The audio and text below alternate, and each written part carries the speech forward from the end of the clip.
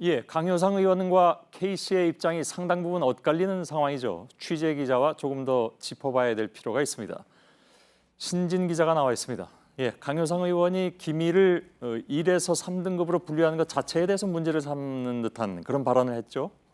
네, 강 의원은 페이스북에서 이렇게 얘기를 했습니다. 판례에서도 기밀은 기본권 보호 차원에서 정말 제한적으로 적용해야 함을 명시하고 있다. 그러면서 정부가 얘기하는 1에서 3등급의 자의적이고 행정 편의적인 분류가 아니다 이렇게 말을 했습니다. 그러니까 기밀을 정부가 자의적으로 분류했다는 취지로 발언을 한 겁니다. 예, 근데 기밀 분류는 뭐 이번 정부에서 새롭게 한 것이 아니고 과거 정부에서 같은 기준으로 해왔던 거 아닌가요?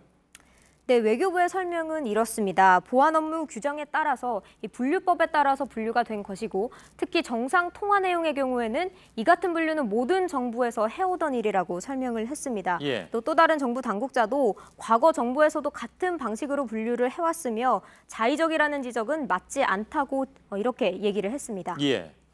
강효상 의원이 이런 얘기도 했죠. 그러니까 미국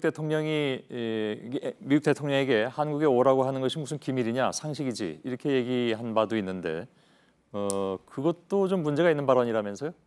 네, 단순히 정상 간 초청을 한다는 내용 정도는 상식으로 볼 수 있겠습니다. 예. 그런데 강효상 내용이 공개한 내용을 보면요. 이 국가 정상의 일정과 동선 그리고 시기와 같은 내용들이 구체적으로 담겨 있어서 문제가 됩니다. 예. 이런 정부의 경우 청와대나 백악관도 언론에게 임박해서 알린 뒤에 이 보도 시점을 굉장히 제한적으로 엄격하게 제한을 합니다. 예. 그만큼 이제 그 정상의 이동은 보안 사항에 속하는 건 맞는 거니까요. 예.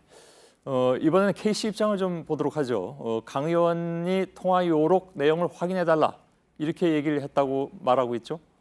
네, 이 부분이 수사의 핵심 쟁점 중에 하나가 될 것으로 보입니다. 예. 이 형법상의 외교 기밀 누설죄의 경우는 이 누설 목적으로 기밀을 탐지하고 수집한 경우에도 누설한 경우와 같은 형으로 처벌하게 되어 있습니다. 예. K씨의 입장문이 모두 사실이라면 강효상 의원은 어떤 얘기가 오갔는지 그냥 물은 것이 아니라 이 극소수 외교관들만 볼 수 있는 비밀 문서를 확인해달라고 요청을 한 겁니다. 예. 그리고 이를 토대로 기자회견에서 내용을 발표를 했기 때문에 이 부분이 수사의 핵심이 될 것으로 보입니다. 예. 그래서 K씨는 강효상 의원의 기자회견을 보니 본인이 설명한 내용을 그대로 얘기를 하더라. 그걸 보고 깜짝 놀라서 항의 전화를 했다. 이렇게도 얘기를 했습니다. 예. 그 전화는 안 받았다고 얘기를 했고요. 예.